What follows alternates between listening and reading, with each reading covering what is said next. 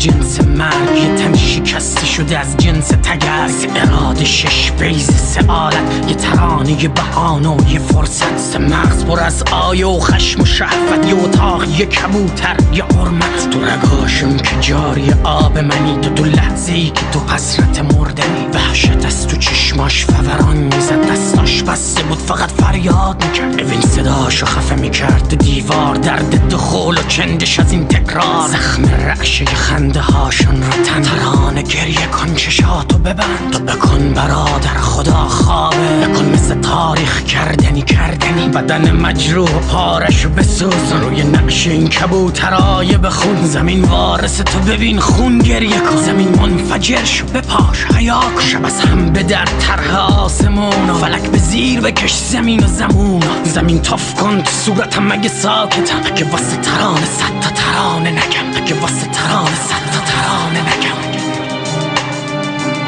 ترانه نره بکش، به حالم بخند. ترانه گریه کن چشاتو ببند. ترانه ببین چه تو غرقم تو لجن. ترانه تو بیا این بار منو خط بزن. ترانه نره بکش، به حالم بخند. ترانه گریه کن چشاتو ببند. ترانه ببین چه تو غرقم تو لجن. ترانه تو بیا این بار منو خط بزن. یه سر رو سنگ فرش و خواب فشن، یه بدن، یه سرباز و عشق تفنگ، یه بسیجی عاشق رنگ سبز، یه پلیس، یه پولس مسیح و نفی جنگ. یا خوند رها توی قلب من، یه مامه به سر توی دست کشتم، یه محسا شیلا شیوا محمد، عیسا عدنان کاو جلو یه وکیل بی وکیل و درد قفس، سیلی فحش و سلول و حبس نفس، یه بغض بلوری تو گلوی قناری، یه صدای گلوله یه زخم کاری، یه محمود اما از جنس زغال، یه حقارت توهم حس کمال، یه دولت که از معده ملت خی شده، گله 30 سال وله پی شده، خط بد و زشت و سیاه یه مداد، دکتر مریض و مجرم و بی سواد، مثل حاله نور دور سر میخ، کاریکاتور یه دیکتاتور بوغ و بیخ، خلی فقیه وقیه شنید، یه معاوی گم تو لباس علی، ترانه ببینیم کشتی رو تو لجن، ترانه اسمشو از این دفتر خط بزن، ترانه اسمشو از این دفتر